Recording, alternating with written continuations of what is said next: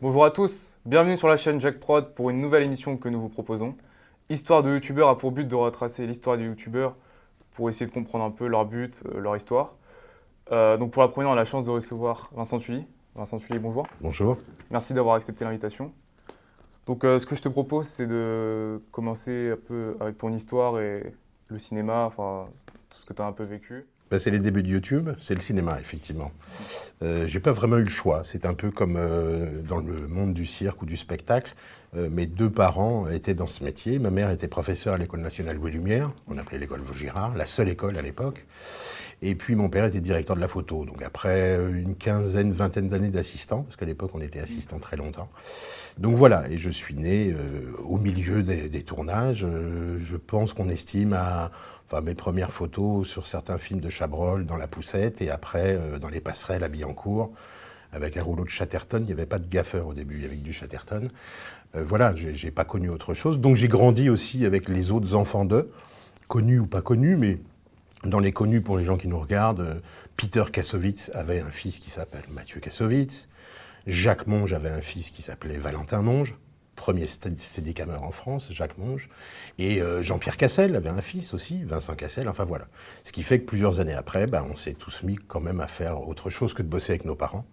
Parce qu'effectivement, j'ai enchaîné directement la maternelle, l'école. Ma mère m'avait mis dans une école maternelle en face de l'école Vaugirard. Et je passais peut-être des fois plus de temps à faire doublure avec des poulets en plastique et énormément de lumière, parce qu'à l'époque, il n'y avait pas beaucoup de sensibilité pour les pellicules. Et je servais beaucoup de doublure, voilà, plus qu'à la maternelle. Mais je suis allé quand même jusqu'à à peu près le bac, oui, à peu près. Donc Les après... études de cinéma, Ouais, si c'est l'autre question, ouais. c'est un très mauvais exemple. Non, moi c'est passé par le cordon ombilical, et puis des coups de pied au cul, et porter des caisses, 15 ans, 16 ans, machin, et puis jusqu'au moment où on est majeur, vacciné, et qu'il faut bosser.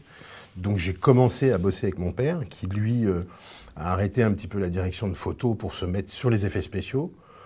En faisant un petit voyage aux États-Unis, il rachète d'occasion du matos après 1974 et il rachète tout le matos des effets spéciaux de Star Wars. On ramène tout ça en France. Le dollar est à 10 francs, c'est vachement intéressant. Il s'est ruiné à l'époque.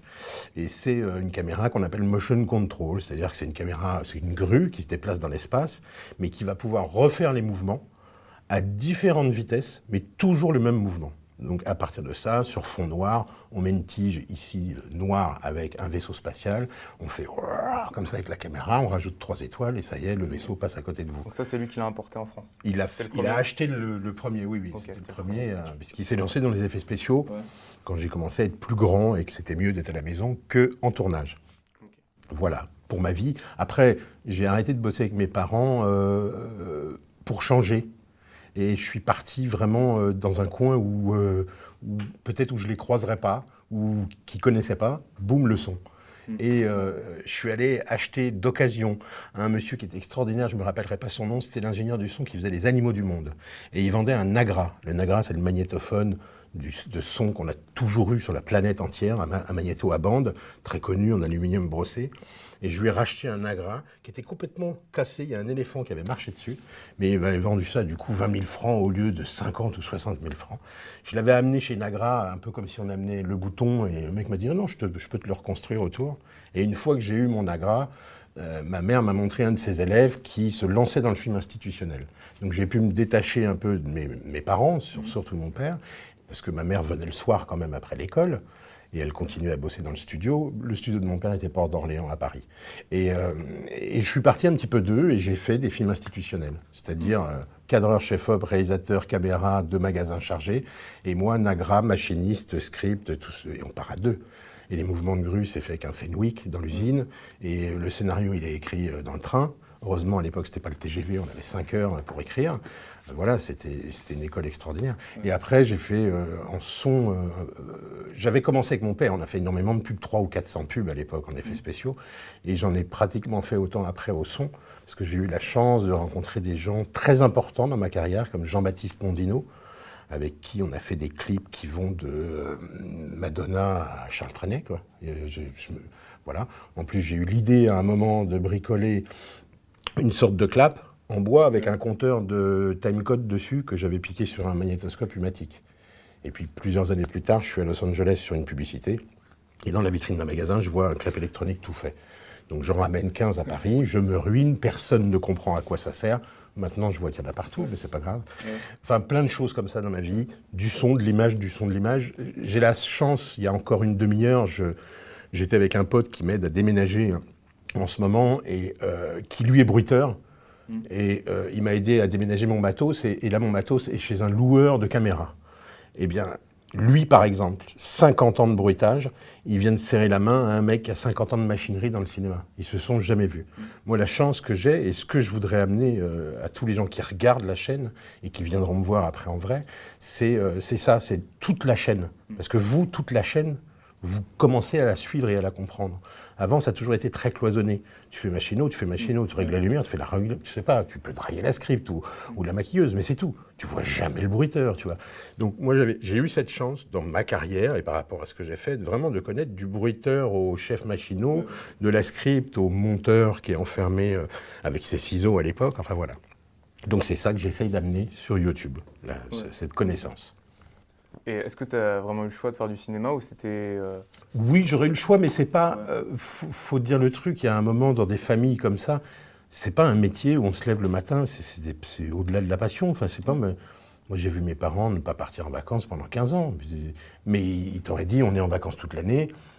Enfin, c'est pas... Voilà, c'est tout. Ma mère, elle avait, je sais plus, 40 ou 50 heures de cours à Louis Lumière, même quand c'était après, plus rue de Vaugirard, mais rue Rollin.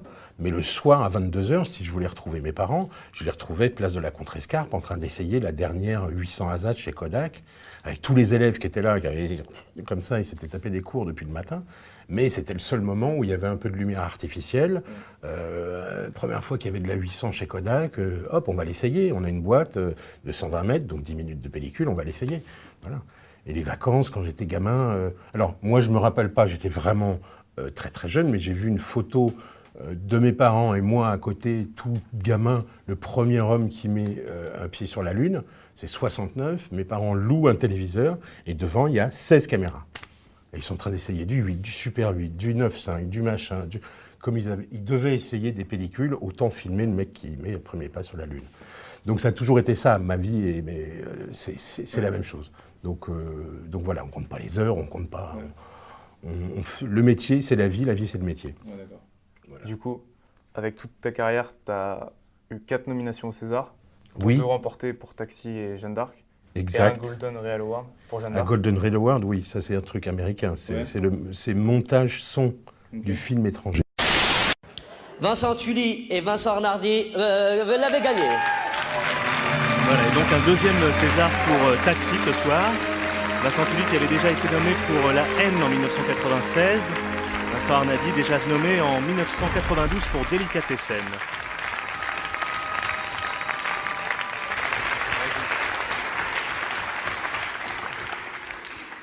Pourquoi on se penche à chaque fois, c'est des micros, ça marche de loin. Alors moi je voulais remercier. Et surtout Luc Besson, voilà. Non, mais c'est pour rigoler. Je le prends, tu l'as pas pris, tiens. Ça fait vachement bizarre quand même, hein. C'est pas une blague. Non, très vite, super, très vite. Merci à Gérard Pires, merci à Bernard Grenet, il se reconnaîtra. Et puis je vais te donner des noms et des prénoms, des gens, vraiment c'est dans l'ordre, c'est grâce à eux que je fais du cinéma. Alors il y a mes parents, parce que eux en font du cinéma, et ils font du cinéma depuis des années. Il y a mes parents, il y a monsieur Jean-Baptiste Mondino, monsieur Mathieu Kassovitz, on pensait venir à l'époque, enfin on n'était pas monté à l'époque. Et puis maintenant il y a monsieur Luc Besson, voilà. Enfin merci, et puis un gros bisou à mon fils Alexandre, à qui je dédie les 3 quarts de ce César, et le dernier quart à Anne, mon ami. Voilà, bonsoir. Il s'agit de Vincent Tully, François Groult et Bruno Tarière pour Jeanne d'Arc.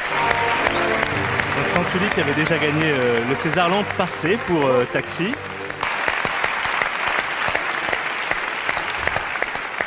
Vincent Tully.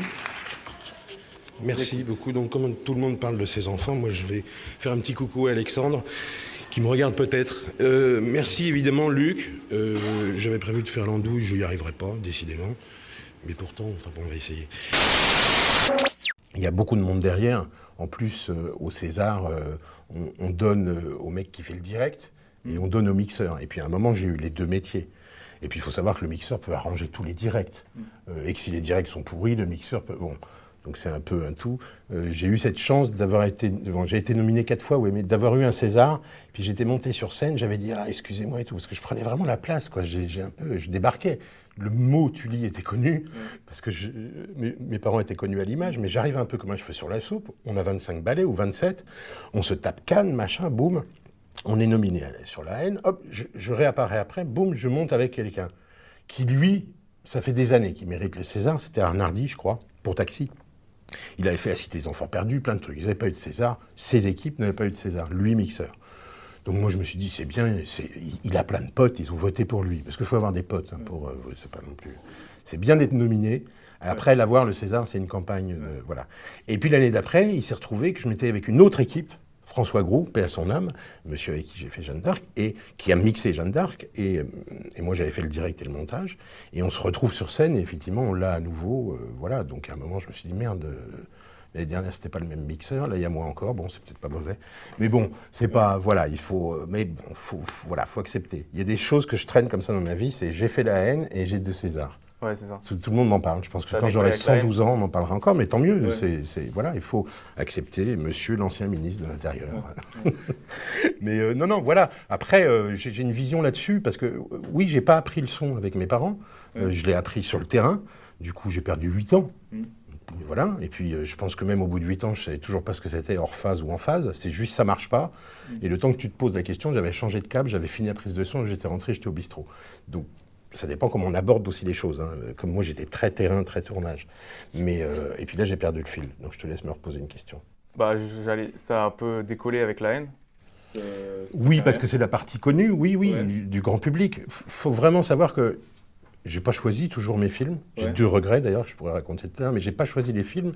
Et que des fois, il faut avoir de la chance. Ok. Il faut avoir du talent. Ouais. Il faut avoir de la chance. Ouais. Même dans ma génération, et je pense encore maintenant, et des fois encore plus. C'est-à-dire qu'il y a des gens qui ont beaucoup de talent, s'ils n'ont pas la chance d'être au bon moment, au bon endroit, ils bosseront pas, ou ils seront pas. Moi, il y a des gens qui ont 50 ans comme moi, qui ont des carrières absolument extraordinaires, ils n'ont pas fait 17 films, ils en ont fait 54. Sauf que c'est Robert et les Mouettes, Josiane rentre de vacances, La Moquette et Sous la pluie, ben, c'est des films pas très connus. Et du coup, on fait comme ça. Mais même eux, c'est des films, c'est super bien fait. Ils se sont fait chier. Il y a des chers, des pas chers. Donc j'ai eu la chance de faire des films populaires.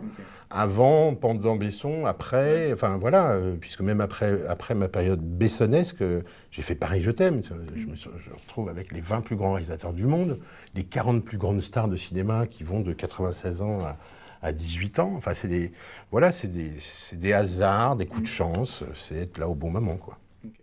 Et du coup, pour la haine, t'as rencontré... Enfin, c'est grâce à Mathieu Kassovitz ou c'est... À Kassovitz, oui. Tu l'as rencontré comment ? Oui, parce que Mathieu, donc on était tous des fils d'eux. Donc Ouais, on a c'est grandi ensemble, on enroulait les passerelles avec du Chatterton, machin. Bon, lui avait des velléités de mise en scène depuis très très longtemps. C'est-à-dire que c'est pas un mythe quand on dit qu'à 14 ans il a écrit ça ou tout ça, c'est vraiment. Okay. Il a fait d'ailleurs un court-métrage auquel j'ai participé au son, c'était en 16, et je peux vous dire que c'était assez drôle à monter, c'est Fierro le Pou, un de ses premiers courts-métrages, où là c'est des histoires de basket, et j'avais un rebond sur du parquet et un rebond sur un bout de métal, et voilà. Et puis tu fais tout le montage comme ça. Et on a fait Fierro le Pou. Après, il a fait Métis, son premier long métrage, mais c'était un film qui était coproduit par la SFP. Donc il fallait prendre les techniciens de la SFP. Il a pu prendre simplement son cadreur, je me rappelle, enfin très peu de gens. Donc on apparaissait un peu en backstage ou pas du tout. Moi, j'avais fabriqué les sons pour le générique de début, qui sont des sons de zoom, de satellite, des bidouilles comme ça. Et c'est qu'au moment de la haine, où il a dit, bon alors toi tu sais quoi, tu veux jouer, ok, Vincent Cassel, toi tu veux faire quoi, toi... Voilà. Okay, et on était des branleurs, il n'y a pas d'autre mot. On n'avait pas de carte professionnelle, on n'avait rien. Donc c'est pas moi qui ai fait le film, c'est le père de mon perchman, au niveau de la carte. On est obligé de fournir des cartes professionnelles, quoi. Parce que sinon, le producteur, c'est pas 1 million de francs qu'il avait, c'était cacahuète, quoi. Mais il faut savoir que quand on démarre ces films, ben, on ne sait pas. Hein. Déjà, ça ne s'appelle pas tout de suite La haine, ça s'appelle Droit de cité. Voilà. Bon, puis j'ai d'autres exemples. Taxi, quand on le tourne, je peux vous assurer qu'on ne sait vraiment pas que ça va faire ça, quoi. Parce que c'est pas ça au début. Il y a de la country music, ça dure 2 heures, c'est un peu mou du genou, et puis il y a un monsieur qui arrive, un peu gros, avec les cheveux jaunes, et qui coupe, qui fait un truc, il rajoute 40 plans, et on fait merde, putain. Voilà, et puis après, on parle de ça dans 30 ans. C'est aussi ce qu'on appelle des films... Enfin, pour ce qui est de la haine, c'est des films cultes. C'est-à-dire personne ne les voit au cinéma, mais 10 millions de personnes l'ont vu. Ouais. Voilà. C'est pas comme Le Grand Bleu, où il y a déjà eu 3-4 millions au début. Ouais. Là, La Haine, je crois que ça avait fait 40 ou 50 000 entrées. On était devant les cinémas. Moi, je me rappelle, à l'Escuria, le Gobelin, avec des autocollants de La Haine, pour que les gens n'aillent pas voir Nelly et Monsieur Arnaud. Mais bon, c'est... Parce qu'on ne savait pas ce qu'on faisait. Enfin, je dis on, Mathieu a un autre point de vue, mais quand même, on est dans la même cuisine, chez son père, pour faire le montage. Et on ne savait pas. Et à un moment, ça parlait en verlan. Je me rappelle qu'on a fait une projection à un vieux monsieur, il devait avoir 40 ans à l'époque, de chez Dolby. Parce qu'il faut passer par le principe Dolby et tout ça. Et que c'est un film qui est en stéréo au début, et qui est en mono à la fin. Petit truc. À Paris, c'est en mono, et en banlieue, c'est en stéréo, ce qui était très rare à l'époque. Et monsieur Dolby, 40 ans, on lui projette le film pour parler du traitement Dolby qu'on va avoir au mixage, et il voit le film et il rigole. Donc là, on s'est dit, ah merde, putain, les gens comprennent. Donc peut-être que, bon, bah, effectivement, il faut le finir, puis il faut le sortir, quoi. Parce que derrière, il y avait Christophe Rossillon qui disait, faut le sortir, faut le sortir. C'était urgent de sortir ce film. Comment se passait le tournage sur La Haine? Parce que du coup, c'était dans... Vachement bien, ils ont ultra préparé. Même Ok. moi, mon simple poste de son, j'ai dû arriver plusieurs jours avant. Mathieu et toute la troupe, ils sont passés 3 mois ou 4 mois dans la cité. Enfin, Ouais, et pour, tous les gens de la cité bossaient. Ouais. Et d'ailleurs, il y a des gens qui font partie de ce métier maintenant. Ah bon? Je pense à Rachid Jaïdani, s'il m'entend, youpi, il faut qu'il me téléphone. Rachid, qui était un des gamins qui passait plus de temps à ouvrir les bagnoles en tapant dans les portes, qui est devenu écrivain, acteur, qui maintenant a son 2e long métrage, qui vient de faire un long métrage avec Gérard Depardieu comme comédien. Voilà. Il était dans la cité avec nous. Il portait les gobelets. Ça peut aller très vite. Ouais. Ça peut aller très vite. Ok. Et du coup, après ça, tu as tourné avec Luc Besson? Après ça, alors, Luc Besson, il tournait toujours autour des choses qui se passaient. Donc, il avait vu Yann Kounen, avec qui je faisais beaucoup de clips, mais j'ai pas fait de long. Beaucoup plus tard, un petit bout de long métrage. Ça fait partie de mes regrets. Et puis, il tournait aussi autour de Mathieu Kassovitz. Donc, il avait vu les gens, les équipes et tout ça. Et puis, moi, en sortant de La Haine, ce qui s'est passé avec mon perchman, qui avait la même valeur que moi, parce que moi, je débarquais en prise de son. Lui, son père était ingénieur du son depuis des années, Jean-Louis Huguetto. Donc, le fils Manu, que j'ai pris comme perchman, il était presque meilleur que moi. Donc, on s'était déjà réparti des tâches. Tu perches, j'enregistre. D'ailleurs, percher, c'est des fois mieux qu'enregistrer. Parce que ça fait partie de la prise de son. Et on part tous les deux sur ce truc-là. Bon, ok, alors on a les prix, les machins, les gens disent « Ouais, mais vous avez fait un film entre copains, quoi, nouvelle génération, mais un film avec Depardieu ou un film machin. » Donc on relève le truc, on dit « Ok », et puis on se retrouve d'ailleurs sur un film avec Gérard Depardieu. Le seul et unique que j'ai fait, ça s'est bien fini, ça avait très mal commencé, mais c'est un grand bonhomme et extraordinaire, parce qu'il avait toujours son même ingénieur du son, qui là était pas bien malade ou je ne sais quoi. Et je me suis retrouvé sur ce film, et ça a été assez chouette. Et avec tout ça, est-ce que tu as retenu un moment, enfin le plus beau moment dans ta carrière? Est-ce que tu en as retenu un? J'en ai plein. Je vais faire comme Philippe Guégan, que j'ai en vidéo, dans mes vidéos YouTube, qui est le cascadeur, qui dit tout est... Il y a des meilleurs moments que d'autres. Oui, Jeanne d'Arc, c'est un film qu'on fait une fois dans sa vie. Je pense qu'il n'y a qu'une fois dans sa vie sur une équipe de tournage où on est 900 à la cantine le midi. Et où j'ai pas vu le réalisateur pendant une semaine. C'est difficile quand même sur un film. Mais sur Jeanne, c'était possible, quoi. Il était à 1 kilomètre, il y avait un château en bas, vers là, il y avait les Anglais, là-haut, il y avait les mecs qui attendaient avec, je sais plus, il y avait 200 cavaliers. Ils faisaient tout dans le château. Il y a du son. Non, va te faire foutre. Ok. Bon, je vais faire des sons seuls. C'est des gros films. Ouais. Ça, c'est rigolo. Enfin, c'est rigolo, oui, c'est des grands souvenirs. Ouais. Mais il y a des souvenirs, Yann Kounen, un petit bout, un court-métrage dans un long qui s'appelle 8. Un court-métrage qui s'appelle Panching Beka. On est en noir et blanc, en Panavision, en scope. Ça, pour les gens qui font du cinéma, c'est radical. Ça veut dire que c'est pas 5 caisses caméra, mais 12. Que l'objectif, il n'est pas comme ça, mais il est comme ça. Et que le corps de Pana, il est comme ça. Et que c'est des magasins de 300 mètres. Et qu'on a bien sûr un Steadicam. Sauf qu'on est dans un endroit où les gens ont vu des blancs comme toi 2 fois dans leur vie. Sur 50 ans. On est au fin fond des villages Shipibo, où ils sont cul nus, ils ne savent même pas qu'on existe. Et on est là avec Mathieu qui dit « Tiens, tu peux leur dire de... » On ne connaît même pas leur langue. Ils peuvent attendre. La nana revient, ils ne peuvent pas attendre parce qu'ils n'ont pas de notion du temps. Il fait nuit, il fait jour, et ils ne comptent pas les numéros. Enfin bon, ça, c'est des grands moments aussi. Ouais. Et puis tu as ça sous le kawaii, des gants et 12 paires de chaussures parce que les moustiques attaquent à 6 heures. Voilà. Mais c'est un film, personne ne l'a vu. Enfin, dommage d'ailleurs. C'est 8, ça s'appelle 8. C'était une super productrice. C'est un dos de femme avec un 8. C'était les 8 grands sujets dans le monde faits par 8 grands réalisateurs. Et je connais plus les autres sujets, mais ça c'est des bons souvenirs. C'est souvent des bons...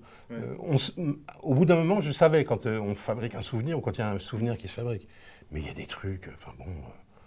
voilà, on part sur le tournage. Mon premier film avec Depardieu est mon seul, puisque c'était du cinéma classique et que ça n'a pas été ma carrière. On oublie les perches sur le toit du camion, son. Donc premier virage, Aurillac, -12, brouillard à 2 cm, on entend vling, bing, ding. Vas-y, cherche sur la route départementale des perches noires dans du brouillard, machin. On arrive sur le plateau avec Depardieu, t'es là, tu te tiens un carreau, on n'a plus de perches. Il y a 1 million, c'est des anecdotes, c'est des bons moments, tout ça, c'est, oui. Bah, du coup, le moment le plus insolite. Le plus insolite Ouais, c'est... Waouh, j'ai jamais réfléchi à ça. Le plus insolite, je sais pas. Ok. Je sais pas, à vrai dire, non, c'est... Il y en a plein. Attends, je Déjà les réfléchis. perches. Oui, non, ça c'est des petites anecdotes. Ouais. Jouer dans le jeune, machin, enfin... Bon, et sinon, avec tout ça, est-ce que tu as un conseil pour un jeune qui débute? Eh bien, c'est pas mal quand même de faire une école, quand elle est bien. On peut gagner du temps, surtout si on veut faire de la prise de son ou de la prise de vue. C'est très technique. Après, bruiteur, chef machiniste, il n'y a pas tellement d'école. Mais faut faire du terrain. Moi, j'avais pris un perchman à un moment après Emmanuel Huguetto, qui lui était un enfant de la balle, puisque son père était ingénieur du son, son frère était marchand de perches. Donc lui, il n'a pas eu le choix non plus, enfin il n'a pas eu le choix, il a fait ça. Mais j'avais pris un perchman et j'avais demandé à ma mère, j'avais dit, est-ce qu'on ne peut pas faire la sortie à Louis Lumière pour voir un peu les mecs qui sont en section son. Et puis elle m'avait trouvé un petit gars asiatique et tout, qui maintenant est toujours avec Luc Besson, qui s'appelle Kanye Sumoto. Et il avait fait Louis Lumière, il était crack en maths, en machin, en truc, mais il a fait 25 courts-métrages pendant les cours. Parce que s'il ne tourne pas, ça ne sert à rien. On sort de là, on connaît le phase, hors phase, le machin. Et puis si on ne sait pas se comporter sur un plateau, ou qu'on n'aura pas le temps de réaction de changer le câble ou la pile, qu'est-ce qu'on en a à foutre de savoir que l'antenne est en bi, machin? Ça va le soir. Et voilà. Pour ça, c'était vachement bien, des fois, d'avoir des assistants calés qui ont bac au moins +1, voire bac. Mais voilà, pour savoir 3 trucs, pour dire, ah ouais, mais tu te rends compte, parce que si tu bouffes 3 piles toutes les 2 heures, à ce moment-là, j'ai 45 piles, combien ça... T'as qu'à recommander des piles. Faut voir, c'est quand même un peu l'histoire du cinéma, c'est ça. Hein. Okay. Les gens, les mecs, il y a des marins, il y a des réparateurs d'ascenseurs, il y a des gens qui viennent de tous les milieux. Il faut porter des caisses, on est loin de chez soi. Voilà, c'est rarement un ingénieur comme ça, avec le costard cravate. Enfin, voilà. Donc, voilà, c'est pas mal d'apprendre quand même des choses. Et puis, il faut aller sur le terrain. Alors, c'est plus dur, il faut aller sur le terrain. Alors, lequel, qui j'appelle, oui, je sais, c'est difficile. Je reçois des centaines de messages et j'essaie de répondre à tous. En leur disant, regardez mes bêtises, allez là, battez-vous pour rentrer à la Fémis ou à Vaugirard, et puis foutez en dernier les écoles qui ont 2 ans et demi, parce que peut-être que c'est pas... Voilà. Et voilà, c'est pas évident. Faut en tout cas, faut essayer. Il y a beaucoup de monde pour pas beaucoup de place, parce qu'il y a des gens de ma génération qui ont même du mal à croûter en ce moment. Hein. Il y a beaucoup de films qui partent à l'étranger, c'est pas aussi facile que ça, quoi. Mais le prochain, Jean-Jacques Benex, il est là parmi nous, il a peut-être 14 ans. Moi, je reçois des courts-métrages, une vingtaine par semaine. J'ai reçu 1 ou 2 trucs sur 1000. Je suis tombé par terre. J'étais en train de chercher avec la souris pour faire skip en bas à droite. Parce que j'ai pas de-bloc. Mais j'ai skippé rien du tout, c'était pas la pub. Je retourne sur Facebook, t'as quel âge? 14 ans. Ta mère, elle est au courant? Ouais, mais elle dit que... Elle dit rien, tu vas me téléphoner, tu vas me la passer, ta mère. Le gamin, c'est un génie du cinéma. Il le sait même pas. J'ai regardé vos vidéos, j'ai fait comme vous avez dit. J'ai pas dit la moitié de ce que j'avais à dire. J'ai une liste, j'en ai 272 à faire. Il y en a 34 en ligne. Donc, au moment où on se parle. Et voilà, et c'est extraordinaire ce qu'il a fait. Bon, c'est 1 sur 1000. Mais bien sûr, oui, il faut continuer, il faut y aller. Il faut profiter de pouvoir acheter chez Boulanger, la Fnac Darty, je les cite tous, l'appareil photo qui fait les mêmes images, même meilleures que ce qu'on pouvait faire il y a 20 ans. Qu'il fallait aller pleurer chez ma mère pour avoir un bout de pellicule, qu'après il fallait pleurer chez Éclair pour le passer derrière une pub pour le développer, qu'après il fallait pleurer un week-end pour couper, qu'on était là, on avait peur de... On a tout le matos, faisons. Moi, j'ai des parents qui m'appellent « Ah, mon fils voudrait faire réalisateur. » Je sais pas, vous avez un iPhone, Et ça y est, il tourne demain. Non mais c'est vrai. Je voudrais faire Émile Zola. Bah, t'as du papier, t'as un crayon, fais Émile Zola, vas-y, m'attends pas. Après, documente-toi quand même et tout. Donc, alors, moi, j'ai voulu faire ça, je voulais faire des formations, des trucs, c'était un vieux truc. Et puis, j'ai pas voulu le faire sous la forme classique. Donc, en 2011, j'avais commencé, ça s'appelait Autrement. Et puis, j'ai pas continué pour X raisons. Et j'ai vu surtout que ça intéressait 7 à 77 ans. Et qu'il ne fallait pas que ce soit que les gens qui ont droit à l'AFDAS, donc ils ont 2 ans de travail, et puis ça coûte 4 000 € à la société. Non, non. Et à un moment, j'ai vu le temps est avancé, et puis je me suis dit, bon là, je peux faire un site avec un Allopass, bon, 2014, 2015, bon là, hein. Et puis 2016, c'est fini, quoi. Tout est gratos, même Uber, même machin, c'est payant plus tard ou avant. Ouais, c'est gratos, mais eux, ils touchent des millions pour mettre le petit logo McDonald's. Voilà, et moi c'était ça, je vais d'abord faire une communauté énorme de gens pour voir qui est intéressé par le cinéma, même en général, avec monsieur et madame tout le monde, qui regarde ça comme un reportage sur la BAC à Marseille, hein, ils regardent mon truc d'effets spéciaux, et puis je vais voir, et après je proposerai d'autres choses, je dirais, voilà. Et les autres choses, c'est les campus que je commence à proposer, voilà, où on part une semaine, on fait un film, comme on faisait un film de fin d'année à Louis Lumière, quoi. Okay. Et là, je peux vous dire qu'en une semaine, du matin au soir, il reste 4 heures pour dormir. Les gamins, jusqu'à 30 ans, hein, quand je les appelle les gamins, ils reviennent, ils savent 3-4 trucs quand même. Ouais. Voilà. Ok. Bah, la chaîne Ciné-Astuce, où tu proposes des vidéos pour informer, un peu instruire aussi. Oui, il y a des petits cours théoriques. Après, je sors vite dehors avec un 5D, un 7D, n'importe quoi, quelque chose qu'on peut avoir. Je ne vais pas me mettre sur une Hariflex à 200 000 €, personne ne l'aura. Donc j'essaye, avec le matos que tout le monde peut avoir, je montre la pratique. Donc on fait des dessins, on voit les micros. Hein. Je vais dans une boîte où il y a des micros, je les sors tous, je fais... Hein. Pareil pour les caméras, je montre un pied à 4 000 € que personne n'achètera jamais, mais dont on a besoin pour mettre des grosses têtes. Et puis à côté, j'explique, vous avez votre trépied, c'est la même chose. Les dolly, c'est 45 € si on s'en fait une. J'ai ouvert un forum pour que les gens enfin échangent entre eux. Il y a des dolly, je crois qu'ils descendent à 25 € pour faire une dolly. Voilà, parce que de toute façon, on ne va pas acheter une dolly, ça ne se vend pas. Il y a des licences et ça vaut des... Voilà, donc il y a ça, il y a la théorie, il y a la pratique, et puis il y a surtout tous ces gens que j'ai connus et que je connais dans le cinéma, et depuis très très longtemps, que je vais voir, que même aucune chaîne de télé pourrait aller voir, ils s'en foutent, ils ne veulent pas être filmés. Je pense à Georges de Métro, je pense à Philippe Guégant, qui était apparu 2 fois dans des making-of, mais Georges de Métro, que j'adore, qui est un mec qui fait des effets spéciaux, c'est-à-dire il va foutre le feu ici, mais il n'y aura pas le feu. C'est pas des trucages, hein. Il va vraiment foutre le feu à ce truc-là, les comédiens seront là, mais tout va bien. Il va faire de la fumée, du brouillard, de la glace, de la pluie, péter une voiture. Moi, je suis allé le voir, il me dit, tiens, tu viens, demain je fais péter une voiture. Ah bon, je suis à Nice. J'arrive à Nice dans la nuit, avec le train de nuit. Je dis, t'es où? Sur la Croisette? Non, non, je suis à la montagne. Putain, relouer une bagnole, monter, 140 bornes dans la montagne. Et là, j'arrive et je débarque. Le film, il est fait à l'envers. Hein. J'ai d'abord filmé l'explosion et après, on a fait toute l'histoire. Et je vois Georges, que je connais depuis des années. On a fait entre autres Jeanne d'Arc et plein d'autres films. Et je le vois avec un tuyau d'arrosage rouge. Et quand il le coupe, il y a de la poudre, on a de la cocaïne. Je dis, c'est quoi? Non, c'est de la peintrite, c'est rien, c'est un explosif. On peut défaire toute la montagne que tu vois là avec. Voilà, c'est des gens extraordinaires. Et ça, Georges, personne, jamais on pourrait l'interviewer ou machin. Il n'a pas envie de raconter sa vie. Mais... Donc je propose ces petits trucs, bruitage, effets spéciaux. Tout le monde va y passer. Maintenant, je vois que tout le monde est prêt. Il y a 5 ou 6 caméras, voire plus. Toi, tu vas te mettre où pendant l'explosion? Alors moi, il faut que je me trouve un endroit. Alors où vraiment, il faut que j'ai tout en visu. En fonction de l'endroit où sont placées les caméras, de plein de choses. Je tourne un petit peu en rond, c'est un petit peu l'anxiété qui fait ça aussi. Puis on dit, tiens, allez, voilà, là, c'est le bon endroit. On le découvre toujours au dernier moment. Allez, Cyril. Allô. On remet tout ça en place. Allez, tout le monde derrière le bulle, il va mettre le contact là-bas. Allez vous mettre à l'abri.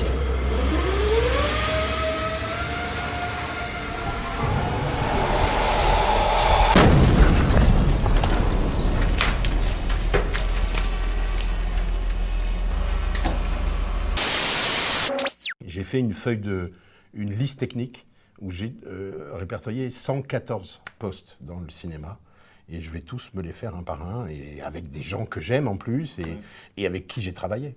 Okay, ouais. Voilà. Même un ingénieur du son, j'en ai trouvé un, qui a à peu près le même point de vue que moi, qui est un tout petit peu plus vieux de 2 ans, mais que j'aime beaucoup. Okay. Voilà. Jusqu'à maintenant, c'était que des anciens collègues ou des amis à toi que chez qui tu allais visiter faire les vidéos. Oui, ou des connaissances. Enfin, D'accord. le monsieur avec qui Pas je visite forcément Transpalux. Ouais. Non, mais c'est pas ça, c'est que c'est des gens, des gens qui ont de la bouteille. Je Ouais. peux très bien aller voir 2 jeunes de 23 ans qui font un truc extraordinaire, Ok. mais voilà, je montre Ouais. déjà des gens de cet âge-là. Donc Ouais, autant d'accord. leur montrer avec Ok. quoi on a fait ça à une époque.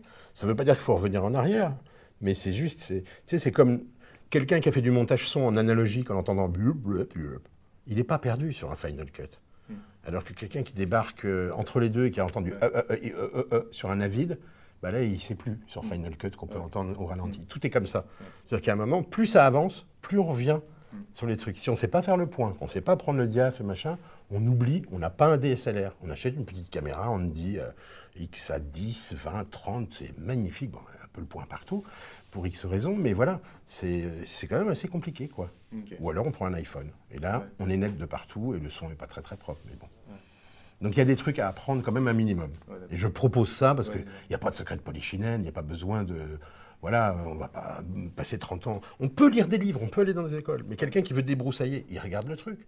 Je ne prends pas la place des écoles, je Ouais, sais qu'il y en a un peu qui font la gueule, machin. Je dis, mais non, c'est pas du tout. Je montre aux gens qu'en 9 minutes, c'est quoi une focale?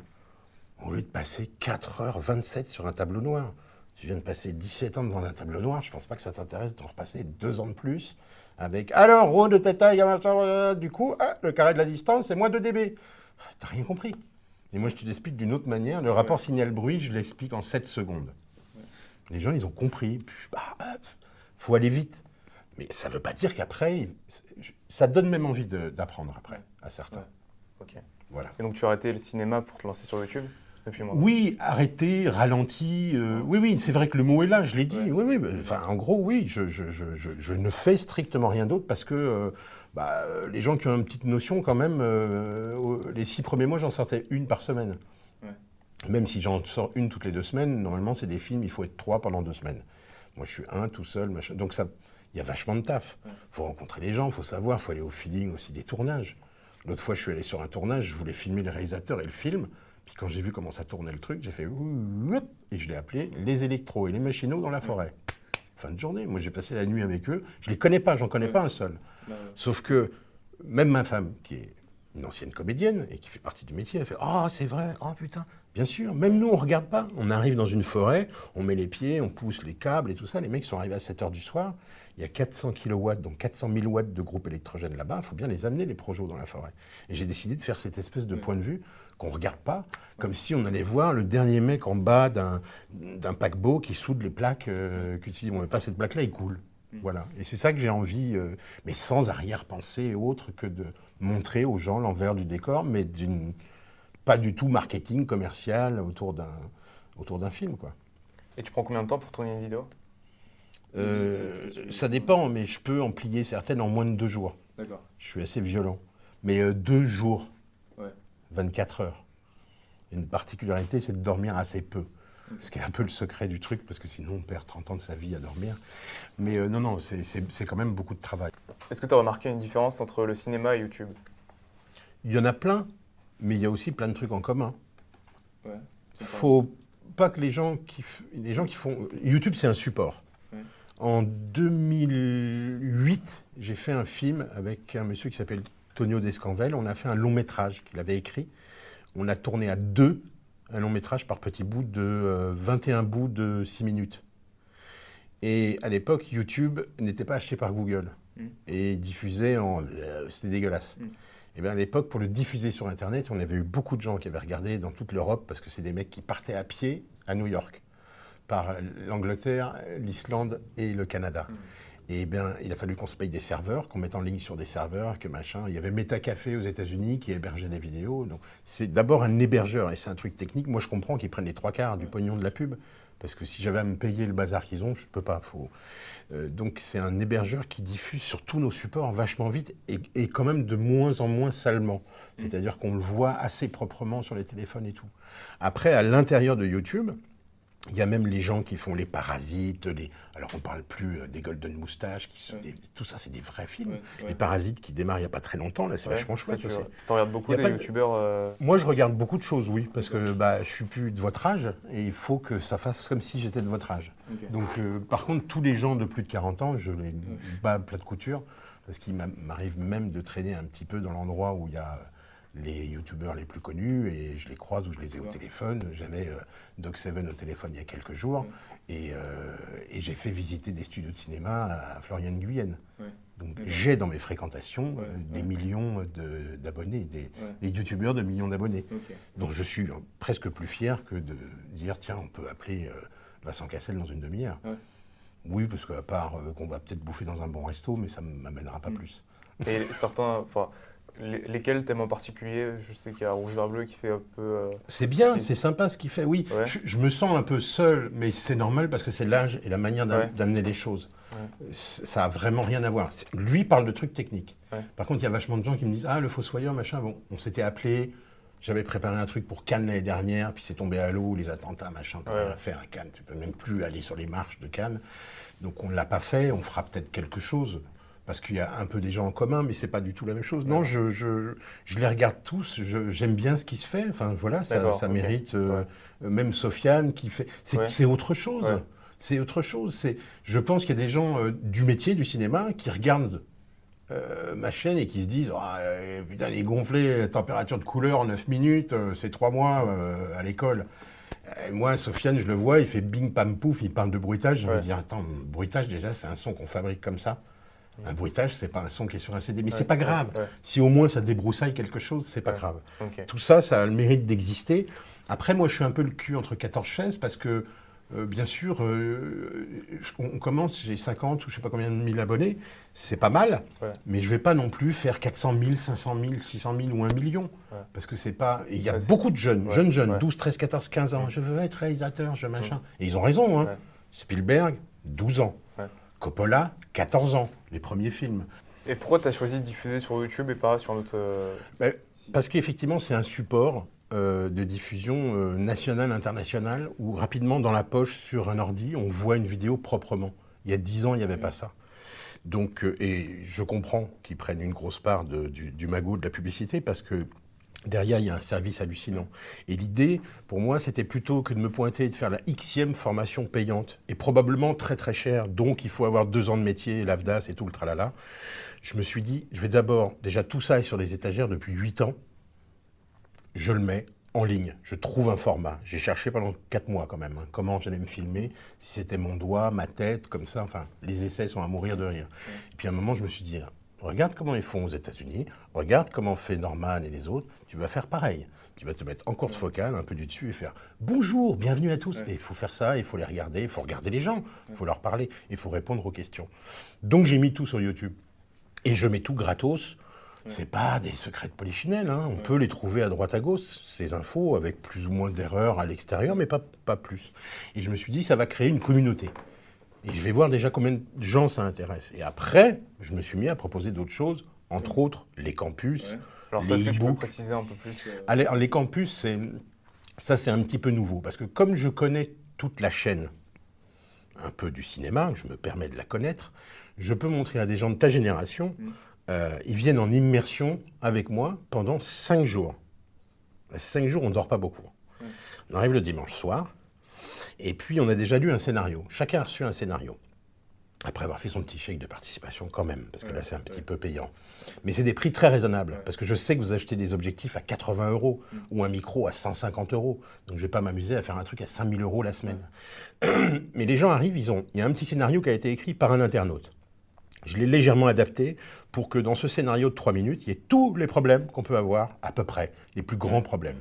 Raccord de porte, voix off qui n'est pas de la bonne taille, raccord de mouvement de pas, un coup de marche arrière. La voiture arrive du fond de la rue, elle s'arrête là, le mec sourit, on le tourne en marche arrière, on va pas passer 3 jours à écraser chaque cadreur. Enfin, plein de choses comme ça. Et il y a plein de choses, le contre-jour, le machin, lumière artive, raccord de nuit, d'un plan fait à 3 h de l'après-midi, mais juste gros plan, la nana qui signe, plein soleil, avec un truc en boule de feu, un projo, que dalle, une mandarine, sauf que c'est raccord, toutes ces choses-là. Et on tourne, on attribue un poste à chacun, même si vous voulez être tous réalisateurs, tous chefs-op ou tous maquilleurs, on fait comme on faisait à Louis Lumière, à Vaugirard, à l'école, on attribue un poste. Donc, t'es chef-op, elle est script, il est machin. On est 12. Pourquoi 12 ? Parce que moi j'ai vu avec les gens qui ont fait du Grand Bleu à Jeanne d'Arc et autres, et même Léon et La Haine, quand on fait des équipes réduites, c'est 12. Il y a un chiffre comme ça, parce que le chef-op, il est cadreur. Le déco, il est accessoiriste. L'ingénieur du son, il essaye de faire un petit peu la script. Enfin, il y a un espèce de modèle comme ça, où nous, un jour dans notre vie, on nous a dit « On part au Brésil demain, tu as droit à 20 kilos. » T'es chef machiniste, tu prends pas la dolly, tu prends pas tes sacs de gueuse, tu prends pas les pieds, mais tu as quand même 2 calciflets. Parce que si tu parles pas brésilien, tu leur montreras une calciflet pour qu'ils en fabriquent. Tu as un niveau, tu as un arrache-clou, tu as une visseuse, point barre. Donc, les gamins viennent avec moi en immersion. Ils ont leur poste. Chacun a son poste. On commence à dépouiller le film. Un peu en salle de classe, mais aéré, détendu. On est dans des villages en France, pas dans des grandes villes. Accessibles par le train, mais dans des villages. Pourquoi ? Parce qu'on va pouvoir tourner où on veut. On dépouille le film. On prépare le découpage technique. On va faire le repérage dans le village. Où est-ce qu'on tourne ? Ils choisissent, ils font comme ils veulent. On verra après la gueule qu'aura le film, et je leur apprends au fur et à mesure, toutes les 10 secondes. T'as remarqué, je parle beaucoup. On fait un casting dans le village, parce qu'il y a une réplique à 2, pour avoir un problème de dialogue et de perche comme ça, et d'ombre. J'essaye de, vraiment dans le scénario, il y a tout pour faire chier le monde. Deuxième jour, on se met à tourner. On tourne comme des malades, hein. Ça finit à 1h30 du matin, comme ça. Il n'y a pas de pizza machin, il y a table régie, la bonne pizza bien froide dans le carton, collée dans le fond, parce qu'on tourne.